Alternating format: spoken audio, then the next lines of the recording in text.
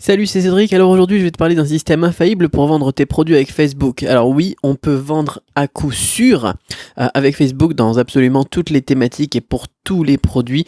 Et je vais te montrer comment, avec cette vidéo. Néanmoins, ce système, il va pas convenir à tout le monde parce qu'il va complètement casser l'utilisation habituelle qu'on fait de la pub Facebook. Donc surtout, écoute bien la suite pour voir si ce système est fait pour toi. Moi, je vous présente une recette. C'est pas une recette miracle, c'est une recette qui marche pour moi. Et vous allez me dire ensuite, est-ce que ça vous convient, est-ce que ça va convenir à votre situation? Et c'est vraiment important de trouver une solution parce que actuellement le budget pub, et ça va continuer en plus si vous regardez cette vidéo quand je la sors, le budget pub aujourd'hui il a plus qu'augmenté. On commence même à entendre des gens qui disent que la pub Facebook elle est morte en 2018 et ça va continuer à monter parce que là on arrive vers la période de fin d'année. Il n'y a pas de secret, vous le savez probablement. En fin d'année, on a beaucoup de pubs qui tournent pour les fêtes de Noël et compagnie. Et du coup, le budget, il va encore augmenter. Alors déjà que c'était pas terrible en 2018. Et là, on va arriver, encore plus. On va avoir des CPM, des coûts au clic, des coûts d'acquisition de clients qui vont être très chers. Alors comment est-ce qu'on va faire? C'est frustrant de dépenser des dizaines et des dizaines d'euros et de continuer à perdre de l'argent. Vous avez peut-être copié une méthode qui marche pour un tel, mais ça marche pas du tout pour toi. Et cerise sur le gâteau, Facebook, il ajoute, il change, il supprime des fonctionnalités presque tous les jours, quoi. C'est de la folie, donc c'est frustrant. Honnêtement, moi, la publicité Facebook, ça m'a beaucoup frustré, même si ça fait 5, 6, 7 ans que j'en fais, je sais plus. Depuis 2012, 2013, je crois, ça fait 6 ans, peu importe. C'est frustrant. Au début, ça a été frustrant. Je peux dire que j'ai fait des grosses dépenses. C'était des dépenses d'ailleurs, c'était pas des investissements qui m'ont appris beaucoup de choses. Voilà, parce que on a peur. On a peur d'être à côté de la plaque parce que tout le monde y parle maintenant d'Instagram et des fameux influenceurs aussi. Est-ce que Facebook c'est encore valable? Est-ce que ça marche encore? Déjà que c'était pas terrible et c'était pas facile à faire avant, mais maintenant on nous dit que c'est mort, les budgets ils augmentent et en plus c'est même plus là qu'il faut être. On se dit on comprend pas comment est-ce que y a certaines personnes qui ramassent des fortunes avec Facebook aujourd'hui encore, même si on nous a dit justement que c'était mort, alors que toi tu galères à faire quelques ventes tous les mois quoi.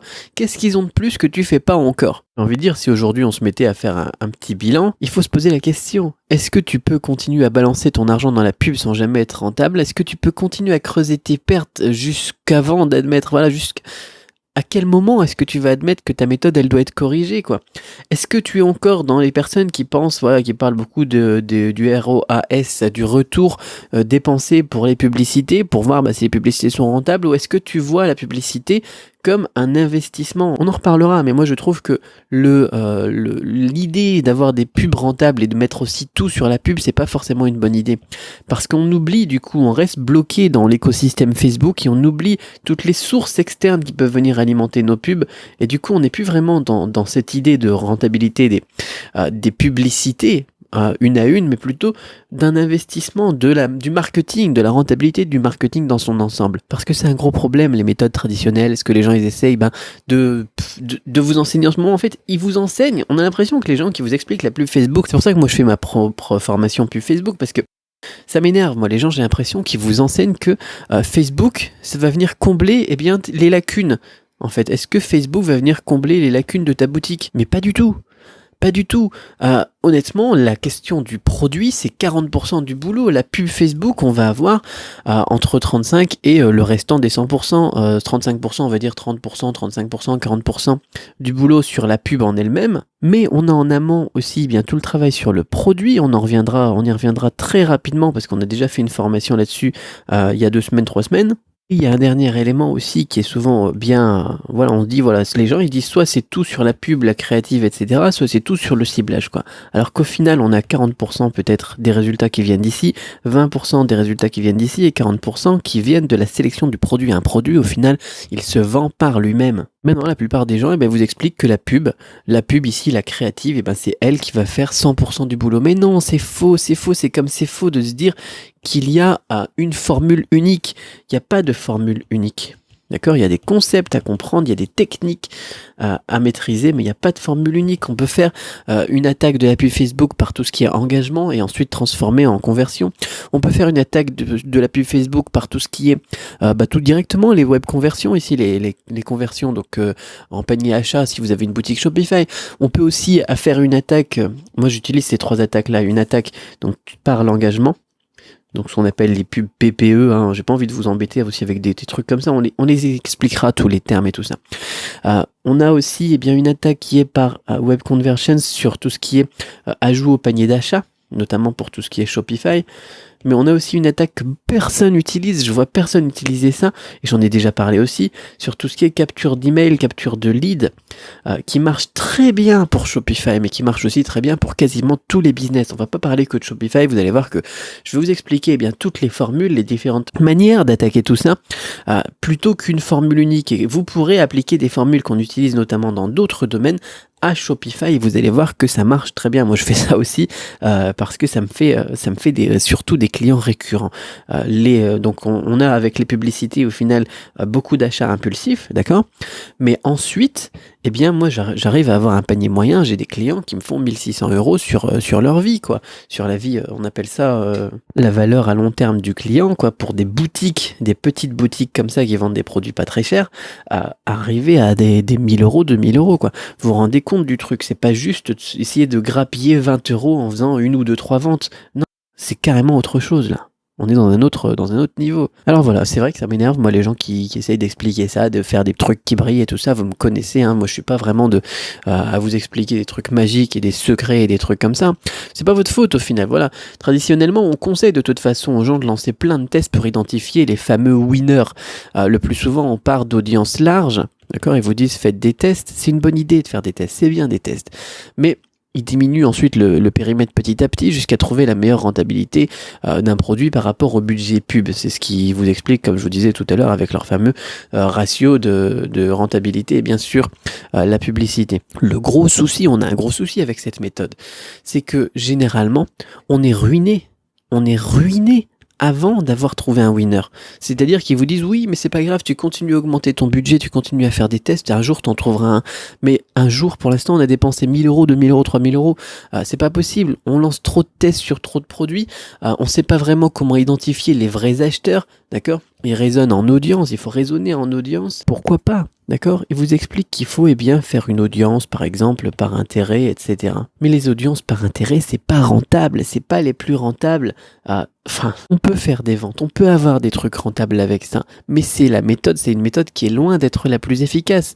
Au pire, de toute façon, cette méthode, elle va être de moins en moins efficace, parce que la pub Facebook, ça sert pas à tester tous les produits qui passent par ta tête, ça te sert à valider les meilleures hypothèses. Encore une fois, je vous rappelle ce qu'on avait dit dans la dernière formation sur tout ce qui était la sélection des produits, la sélection des niches dans lesquelles on a déjà des acheteurs. On vise pas une audience par intérêt, on vise une audience de personnes qui vont acheter notre produit. Vous vous rendez compte qu'en ayant cette logique, effectivement, on va avoir beaucoup plus de chances de faire des ventes si on vise des acheteurs plutôt que de viser des gens qui sont intéressés.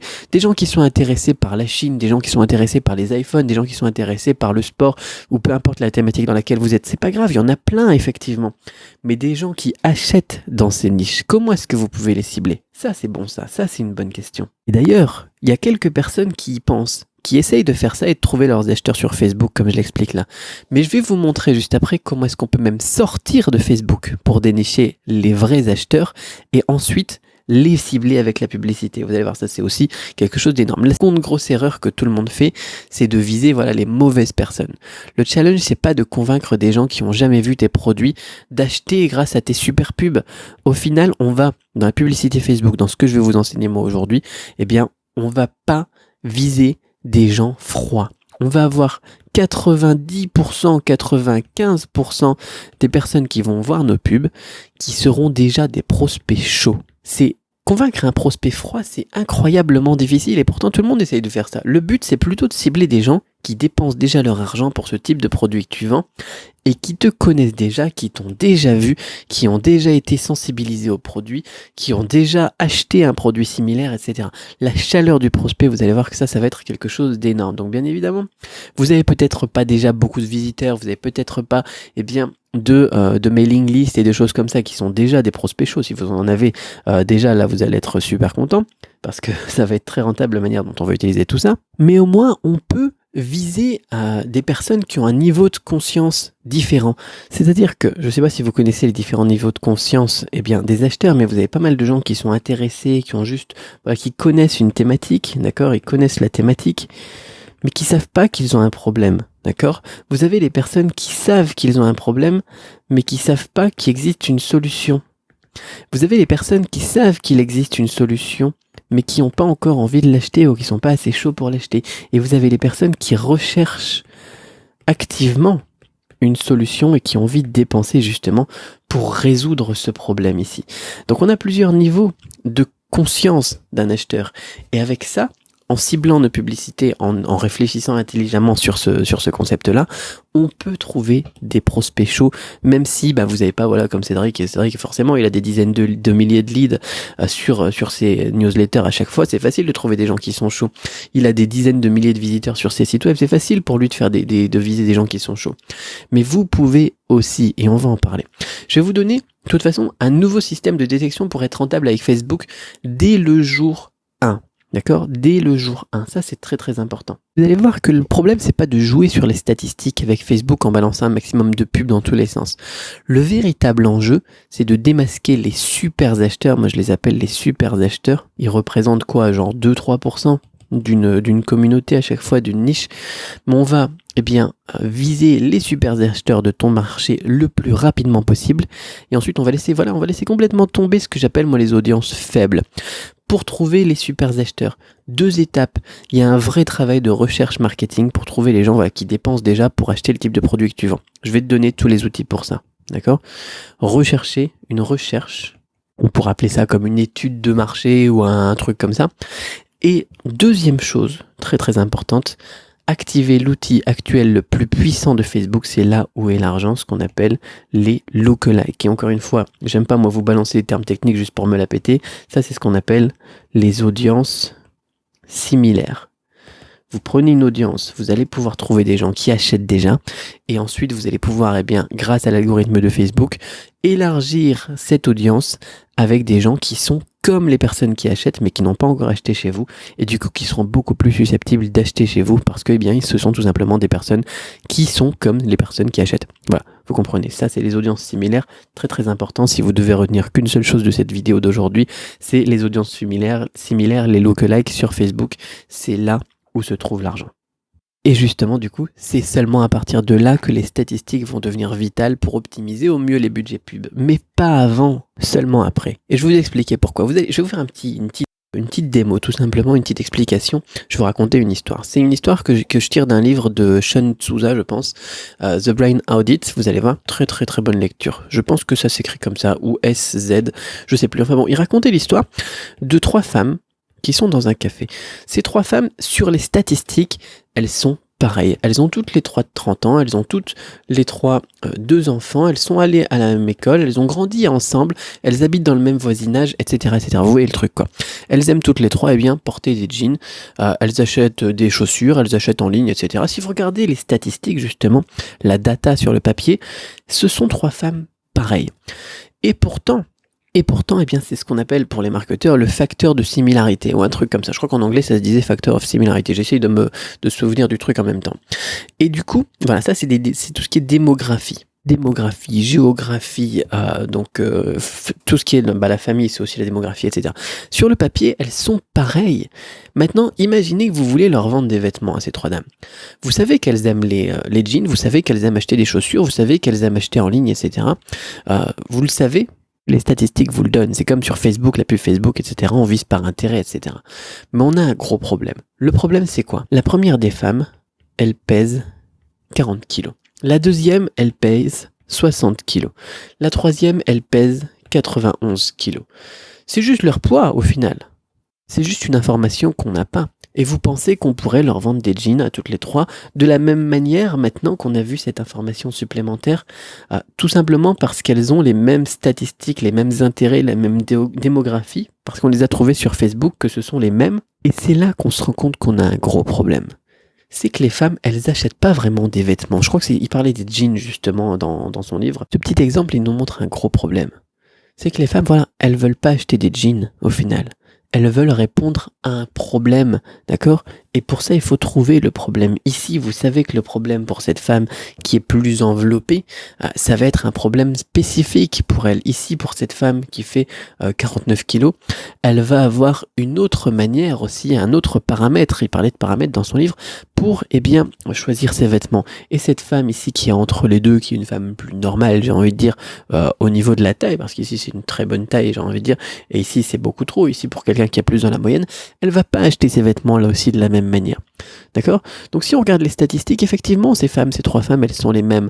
Mais si on regarde le problème, si on regarde les paramètres, et qu'on veut vendre le même jean à ces trois femmes, on va se rendre compte que ça marche pas, c'est pas possible, on peut pas gagner d'argent comme ça. Sur Facebook, c'est exactement la même logique. Les gens, ils pensent en termes d'audience générale plutôt qu'en termes de profil spécifique. On va plus viser des audiences, on va plus viser vraiment des intérêts, on va viser des profils spécifiques. La différence, elle est gigantesque. Sans parler des économies en termes de budget, une fois qu'on cible les super acheteurs. On va parler à des profils et on va parler à des profils qui sont des acheteurs. Et pour ça, Facebook est bien. On a aussi d'autres outils, certains que vous connaissez peut-être aussi sur Facebook, qui nous permettent de viser aussi les acheteurs. Un des outils, c'est tout simplement de viser les gens qui ont comme intérêt le shopping en ligne. Vous pouvez viser soit l'intérêt, soit le comportement de acheteurs en ligne. Mettez ça, rajoutez ça dans vos audiences. C'est une petite astuce aussi, un petit takeaway supplémentaire. Si vous rajoutez ça dans vos audiences, forcément vous aurez plus de chances de faire des ventes parce qu'on sait que c'est des gens qui payent déjà en ligne, qui achètent déjà en ligne, qui sont des acheteurs un peu plus impulsifs. Donc pourquoi pas l'utiliser? Et combien de personnes utilisent ça dans les gens qui font de la pub Facebook? Et combien de personnes vous enseignent ça? C'est de la folie, c'est la base de trouver des acheteurs, des gens qui sont prêts à dépenser de l'argent. Imaginez la différence, bien sûr ça va réduire les audiences, mais c'est pas grave. Imaginez la différence, moi je vends pas mal de trucs, on pourrait prendre l'exemple, j'en parle plusieurs fois dans la formation aussi, de moi aussi tout ce qui est chinois, parce que c'est un business que j'ai lancé en 2008, qui a beaucoup pris en 2012 et compagnie, peu importe, c'est si je vends des choses au sujet de la Chine, si je vends des choses au sujet du chinois, si je vends des choses qui sont de la décoration aussi, chinois, si je vends des kits de calligraphie, si je vends des voyages aussi et des stages, on a fait des stages en Chine et des choses comme ça. Si je vise des gens, c'est une audience énorme, les gens qui sont intéressés, ne serait-ce que par la langue chinoise. Je sais plus c'est combien de millions ou de dizaines de millions de personnes, d'accord? En France, Belgique, en Suisse, on reparlera des pays aussi d'ailleurs, parce qu'il y a des pays qu'il ne faut pas viser, on a des dizaines et des dizaines et des centaines, même plutôt de milliers de personnes qui sont intéressées par ça. Mais si je rajoute un petit truc comme par exemple acheteur en ligne, quelqu'un qui a l'habitude d'acheter en ligne, d'accord? Forcément, j'aurai plus de conversions, forcément, j'aurai plus de ventes, parce que ça, c'est trop large, c'est juste un intérêt. Tout le monde aime voyager, bien sûr, moi j'aime voyager, je connais pas de personnes qui n'aiment pas voyager, il y a des gens qui n'aiment pas prendre l'avion, pourquoi pas, mais il y a personne qui aime pas voyager. Mais quand on veut vendre quelque chose, il faut que ça soit des gens qui ont de l'argent dans le porte-monnaie et qui ont l'habitude aussi d'acheter en ligne, parce que nous on fait du business en ligne. Alors bien sûr, voilà, ça c'est juste une petite astuce. Ce qui est difficile, voilà, la vraie difficulté, c'est d'identifier le profil spécifique de ton super acheteur. Et malheureusement, voilà, il suffit pas de compiler juste des simples listes d'intérêts sur Facebook, c'est beaucoup plus subtil que ça. On t'a fait croire que tu peux tout gérer depuis Facebook, mais la réalité, c'est que tu dois absolument sortir de l'écosystème Facebook pour pouvoir mieux utiliser Facebook. On va utiliser d'autres sites sur lesquels d'ailleurs on peut aussi faire de la publicité, mais pour avoir des idées et des aides pour pouvoir mieux cibler les profils sur Facebook. Audience Insight, c'est bien, mais c'est pas suffisant. C'est pas suffisant. Il faut chercher ailleurs. Et c'est difficile de réussir sur Facebook, justement, si on sort pas un petit peu de Facebook. Comme je vous le disais, Facebook, ça devient compliqué, ça devient un petit peu plus cher, mais il y a des astuces. Alors voilà, c'est du travail encore une fois, mais voilà, il faut identifier des profils de super acheteurs, des profils spécifiques. Pour chacun de mes nouveaux business, moi, la première étape, de toute façon, maintenant, c'est toujours d'identifier un profil spécifique de super acheteur. Alors attention, je te parle pas juste d'un avatar. Souvent, un avatar, justement, c'est une compilation d'attributs généraux d'un client. On en a parlé ici avec nos trois dames, là. Là, je te parle plutôt de motivation profonde. D'ailleurs, quand tu as un profil spécifique de super acheteur, ton offre, elle devient déjà unique parce que tu as créé ta propre thématique sur un marché donné. Et si on reprend l'histoire des trois dames, on va avoir forcément une offre unique qui va être destinée aux femmes un peu plus enveloppées. Une offre unique qui va être destinée aux femmes qui sont du type, les filles qu'on retrouve sur Instagram. Et une fois seulement qu'on a ce profil en main, on teste les premières pubs. Mais c'est seulement à ce moment-là. D'accord? C'est seulement à ce moment-là qu'on va tester nos premières pubs, qu'on va lancer de l'engagement, des web clics et des audiences similaires en parallèle. Mais c'est seulement à ce moment-là, une fois qu'on a tout ça, qu'on va le lancer. Le système, il est plutôt simple et il est super efficace. Ça demande du boulot, mais c'est super simple. Donc je vais te montrer exactement comment faire dans un nouveau rapport du Labo Ecom qui sortira la semaine prochaine. Pour la toute première fois, vous avez la date exacte dans la description, je sais plus c'est quand exactement. Pour la toute première fois, je vais te partager mes SOP, mes process de recherche étape par étape. C'est quelque chose, je sais pas si vous connaissez les SOP. C'est des process détaillés que je délègue généralement à mes assistants, à mes prestataires, à mes freelancers, etc. C'est tout simplement une liste d'étapes qu'il faut faire pour que ça marche. Donc je vais te mettre mes SOP et puis tu pourras suivre et dupliquer point par point. Je vais aussi te montrer comment est-ce que j'utilise la pub Facebook pour lancer de nouveaux produits. Petit aparté sur les SOP, regardez aussi ce que Noah Kagan a fait. Noah Kagan, je sais même plus comment ça s'écrit. Noah Kagan comme ça. Enfin, le truc de le gars de AppSumo là, moi je fais des SOP vraiment de manière systématique depuis une vidéo qu'il avait fait sur sa recherche d'assistante. Je sais plus de quand ça date sa vidéo, mais sa vidéo donc elle explique ça.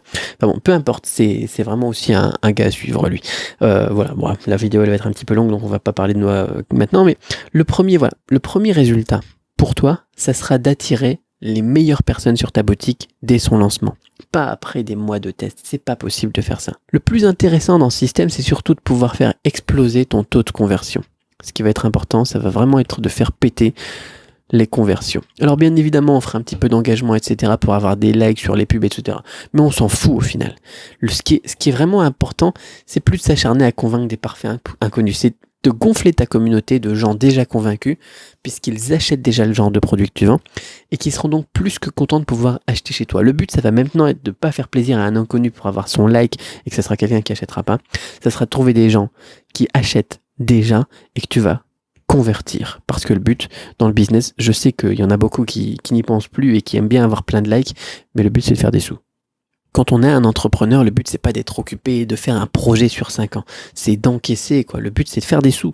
Je sais que pour certains Français, dans leur mentalité, c'est difficile de se dire que, voilà, on est là on fait ça pour l'argent, mais au final, on fait ça pour l'argent. La mentalité chinoise de laquelle je suis plus proche, moi, ils comprennent ça, ils ont ça dans le sang, mais nous, on n'a pas ça dans le sang. Il faut vraiment que j'insiste dessus.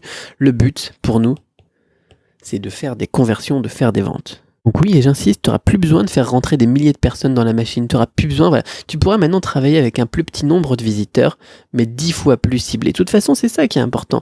On s'en fout d'avoir que 50 visiteurs par jour si on en a 10% qui achètent. D'accord? Si on a 5 visiteurs qui achètent notre produit et que sur chaque produit, on se fait 30-50 euros de marge. On se fait 250 par jour. On se fait notre première année à 100 000 euros. Il y a trop de gens, et dans les groupes Facebook, on le voit, qui nous disent, voilà, j'ai eu 200 visiteurs, 300 visiteurs, 2000 visiteurs aujourd'hui, mais j'ai fait 0 vente. C'est parce qu'ils s'inquiètent pas, justement, de se concentrer sur les conversions. Donc, ce qu'il faut vraiment, je leur dis ici, le système, ça fonctionne seulement si tu connais parfaitement les super acheteurs de ton marché. Si tu sais vaguement à quoi ressemblent ces super acheteurs, ça sera pas suffisant pour construire un vrai business sur le long terme. On joue pas sur les tendances. On joue pas sur les à peu près ou sur les trucs comme ça. On va trouver des gens qui sont des acheteurs récurrents. On fait un vrai business, encore une fois, sur le long terme. La bonne nouvelle, c'est que n'importe qui peut trouver ce type de profil ultra spécifique, peu importe la thématique choisie. Il suffit de savoir où et surtout quoi chercher. Et nous, on va s'acharner à repérer tous les buyer intent, les signes d'achat des super acheteurs pour pouvoir les piéger un petit peu dans notre machine. Savoir repérer ces signes d'achat, c'est de l'or en barre. D'ailleurs, je vais vous mettre un petit plan de tout ce qu'on va voir d'ailleurs dans cette petite formation. On va voir la façon la plus rapide et la plus simple de connaître ton marché mieux que tous tes concurrents, même si tu n'y connaissais pas grand-chose à la base. Je vais t'expliquer ce qu'il faut jamais faire avec ton compte publicité Facebook et pourquoi tu prends de gros risques de blocage si tu ne le fais pas. Ça, c'est quelque chose à lire absolument si tu t'es déjà fait bloquer ou si parfois tu as des soucis pour faire approuver tes pubs. Je te parlerai aussi de la seule application que j'utilise pour configurer et gérer mon pixel de boutique. Il y a d'autres façons de le faire apparemment, mais moi j'ai pas trouvé encore mieux. J'explique notamment dans la vidéo 3 comment optimiser ton pixel sur une boutique généraliste. On a une petite application qui fait tout le travail et le pixel, vous savez que c'est important de ne pas le fausser, de bien le chauffer comme ils disent. Donc là je vais vous expliquer la seule application que moi j'utilise pour faire ça. Soit j'utilise cette application là, soit je le fais en manuel. Ensuite, je vais t'expliquer, il y a pas mal de gens qui pensent que jouer avec Facebook Insight pour accumuler les meilleurs intérêts, c'est le meilleur moyen de faire ta pub Facebook. C'est complètement faux. Le ciblage, ça compte que pour 20 à 25% d'après mes tests. Et il reste 70% d'actions 100 fois plus importantes pour cartonner avec ta boutique. J'en ai parlé un petit peu tout à l'heure. Le ciblage, c'est que 20%. On a 40% sur la pub, on a 40% sur le produit. On va aller un petit peu plus loin et bien sûr cette logique. Je vais même beaucoup plus loin d'ailleurs en te disant, voilà, si tu veux avoir le meilleur ciblage du monde, mais sans les 75% de ces éléments-là, tu vendras très peu ou rien du tout. Mais ce qui est génial, c'est que si tu as aussi tes 70%, 80% de pubs et puis de produits qui sont bien foutus selon les conseils que je vais te donner, tu vendras quand même en masse, même avec un ciblage pourri. Donc tout ce concept-là, on va le détailler. Parce que c'est une recette, c'est comme un gâteau, on aime bien les gâteaux parce que c'est sucré. Mais si tu mets que du sucre, que tu manges du sucre à la petite cuillère, je peux te dire que c'est pas bon et que ça fonctionne pas très bien. Il y a personne qui mange du sucre à la petite cuillère. On pourrait pas juste se concentrer sur le ciblage seulement, ça marche pas comme ça. On va détailler un petit peu la recette et surtout la proportion pour chacun des ingrédients. Je vais expliquer aussi ma liste personnelle de pays blacklistés. Si tu expédies vers ces pays-là, tu as déjà dû te rendre compte d'un taux de retour et de remboursement plus élevé que les autres. Pour moi, c'est simple et radical. Je ne livre plus du tout dans ces pays. Alors, l'expérience de la Thaïlande, par exemple, pour moi, ça a été terrible, notamment avec tout ce qui est douane. Mais en Europe aussi, on a des pays qui marchent bien. Moi, je vous recommande de vendre en France, notamment. C'est un pays pas mal. Mais si on veut, après, élargir, scaler, pas seulement au niveau des pubs Facebook, mais scaler aussi au niveau des pays, il y en a certains qu'il ne faut pas intégrer dans la liste. Je donnerai aussi le système détaillé que j'utilise pour n'attirer que des visiteurs thermostat 10 et mettre de côté les autres, ne pas cibler dans tous les sens.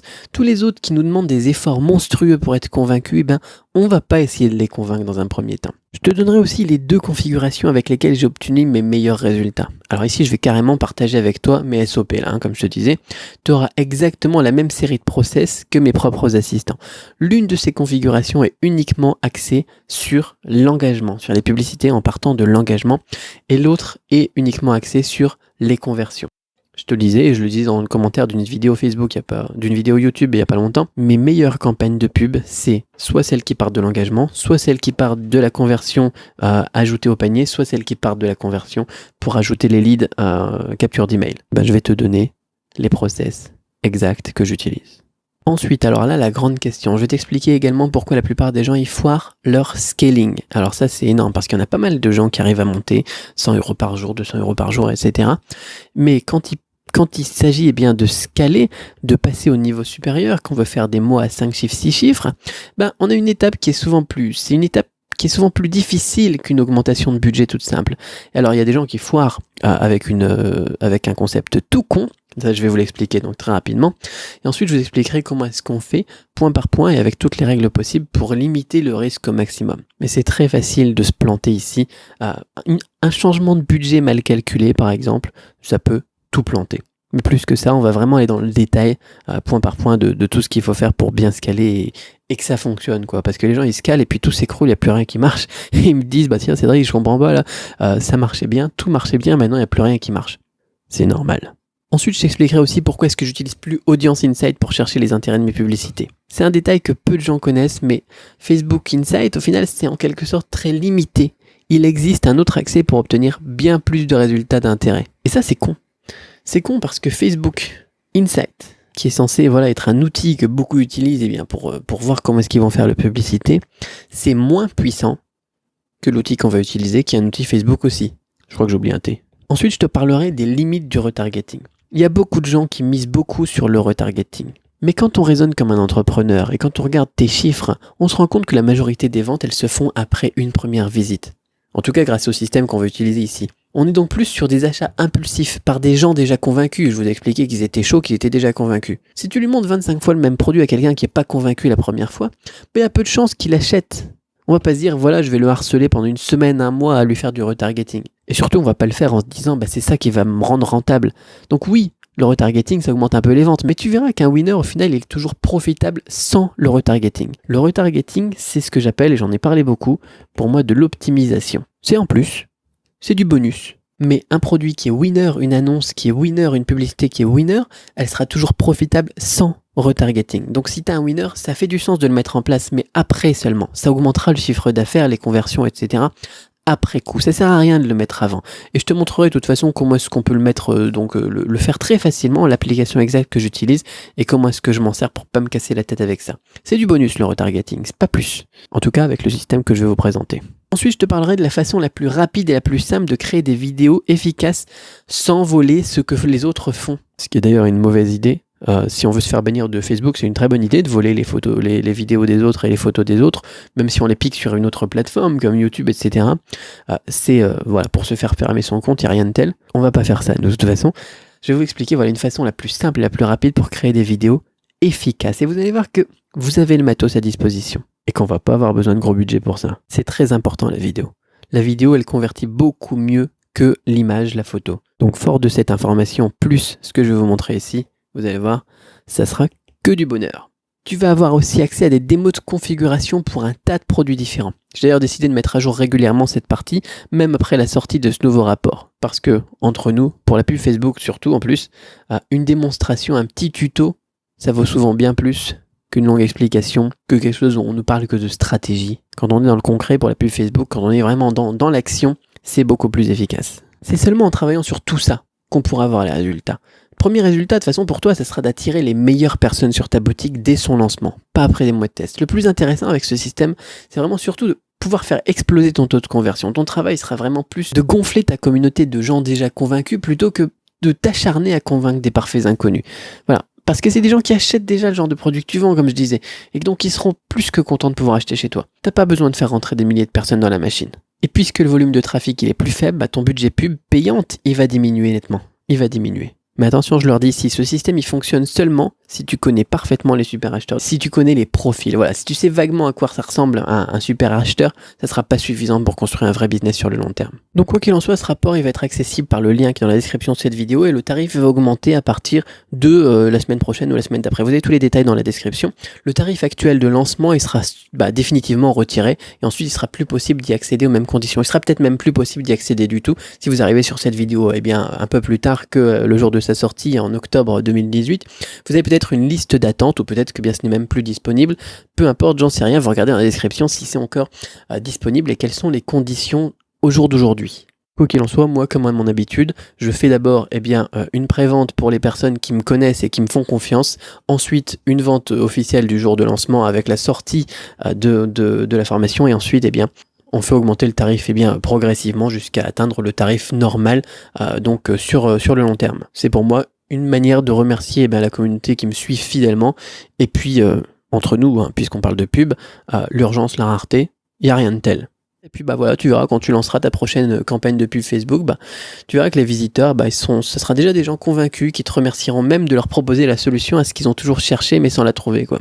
Ta préoccupation, ce sera plus de trouver des clients, mais de gérer ce nouveau flot d'acheteurs. Mais bon, après ce clic, tu cliques dans la description, tu auras entre les mains directement un accès vers un espace membre. Tu vas recevoir tes identifiants par email.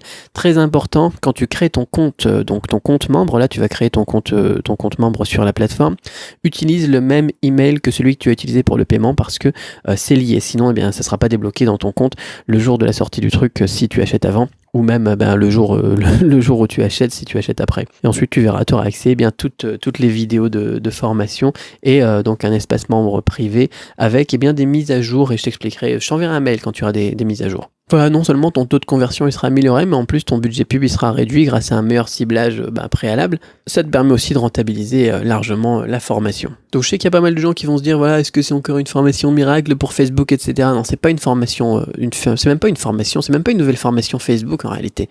On va plutôt détourner la plateforme de réseau social pour repérer et cibler les super acheteurs de la thématique. Donc l'excellente nouvelle pour toi, c'est que tu peux transposer cette méthode, peu importe le réseau social ou la plateforme de pub même.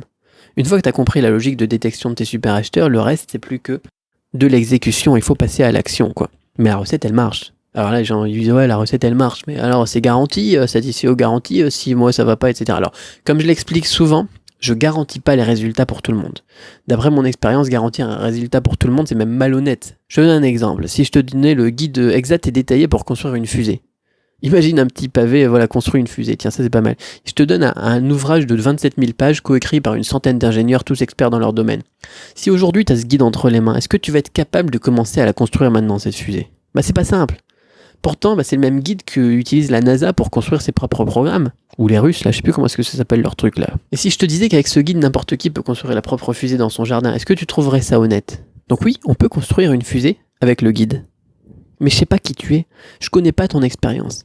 Si tu t'es lancé dans le business il y a 3 semaines ou il y a 2 jours, il va te falloir peut-être plus de temps. Je sais pas à quel degré tu vas pouvoir appliquer cette méthode. Je connais pas ta motivation, est-ce que tu vas vraiment te mettre au boulot? Le système il fonctionne merveilleusement bien si t'es rigoureux, si t'es motivé, si tu passes à l'action. Si tu mets en place tous les éléments donnés, alors c'est sûr, il y a quelque chose de bien qui va arriver, il y a quelque chose de bien qui va se passer. Ton portefeuille va se remplir, tu vas voyager, on va se prendre un petit café ici au Sky Gallery à Pattaya, ou bien alors, je sais pas, moi la semaine prochaine je suis en Égypte, dans 3 semaines je suis en Chine, on va sûrement se croiser et on va sûrement bien reparler de tout ça, et puis ça sera la belle vie. Voilà, je sais pas quelles sont tes priorités, moi c'est le voyage, j'aime bien le voyage, la famille c'est très important pour moi. Quoi qu'il en soit, voilà, c'est pour ça que je te garantis pas le résultat, je te garantis quelque chose.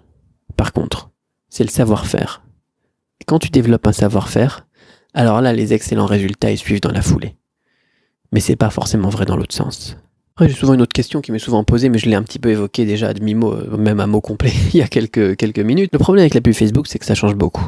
Comment faire si les solutions que tu proposes aujourd'hui, elles sont plus à jour dans quelques mois? C'est simple. Je vais mettre à jour régulièrement et gratuitement.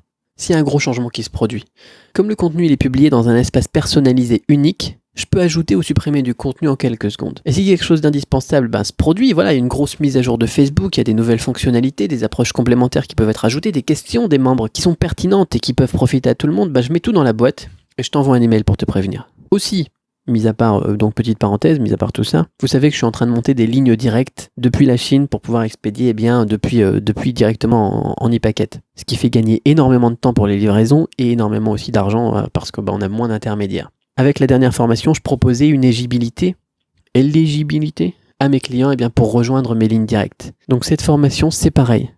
Mes lignes directes, ils seront accessibles à mes clients et uniquement à mes clients. Si vous rejoignez cette formation-là, vous en faites partie tout simplement. Personne d'autre ne pourra rejoindre ça. Bon, allez, assez parlé, moi il faut que je file là. Trouve dans le rapport, dans les premières minutes de vidéo, je t'expliquerai comment est-ce que tu crées les profils des super acheteurs et surtout où tu devras chercher les informations dont tu auras besoin. On continue tout ça, donc de parler de tout ça, de discuter de tout ça dans le rapport. À tout de suite.